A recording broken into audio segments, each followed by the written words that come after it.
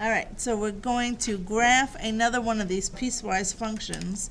So where do I divide my grid? At positive 2 this time. So I'm going to set myself up with a dotted line just so I know what's what. Okay, so the top part of my function only exists when x is less than or equal to 2, and the bottom part of my function only exists when x is greater than 2, so on the right-hand side of my line. Okay, so I can go ahead and graph this one. I know it has a slope of -2. Oh, well. Oh, you could do that. Let's take our 2 and plug it in.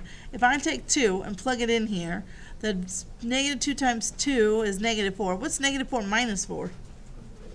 -8. So at 2, I need to start at -8. And am I starting with a solid dot or an open dot? Solid this time.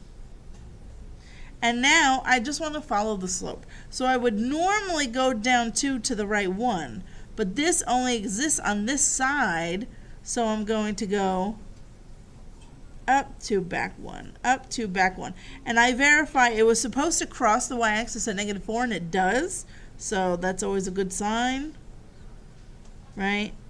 So that looks like my left-hand side.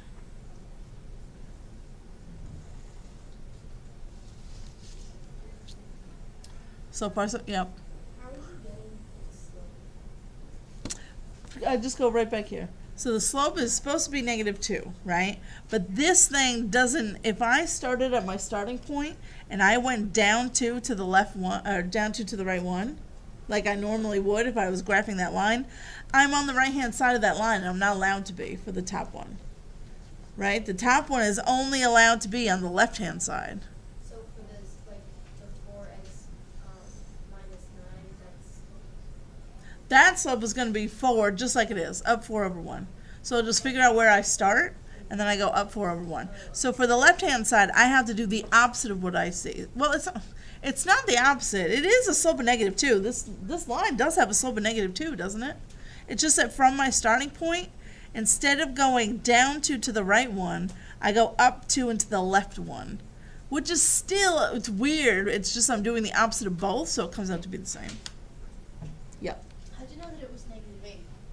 Because I took 2 and I plugged it in. So you take whatever your dividing point is and plug it in and see what number comes out. So I took 2. -2 times 2 is -4, and -4 minus 4 is -8. So on my bottom one, I do the same thing. I'm going to take 2, I'm going to plug it in and see what comes out, and that's my starting point. So 4 times 2 is 8. 8 minus 9 is -1. So this one starts at 2, -1. Open dot or closed dot? Open this time. And this guy only exists on the right-hand side. So I just follow my slope, but it's easy to follow the slope on the right-hand side. I just do what it says. It says up 4 over 1, so I go up 4 over 1.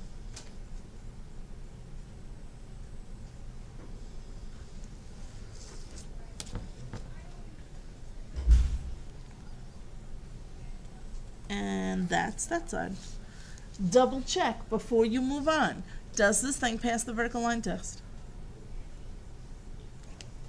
Mine does. I don't know if yours does, but double check. Yeah, everything's fine there. Once I hit my dotted line, I can have a closed dot with an open dot. That's fine, which is what I have. And then, yep, the rest is just fine.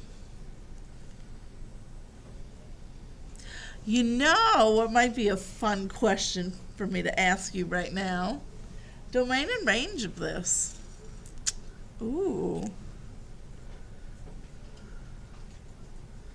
What would the domain of this piecewise function be? Those two different lines.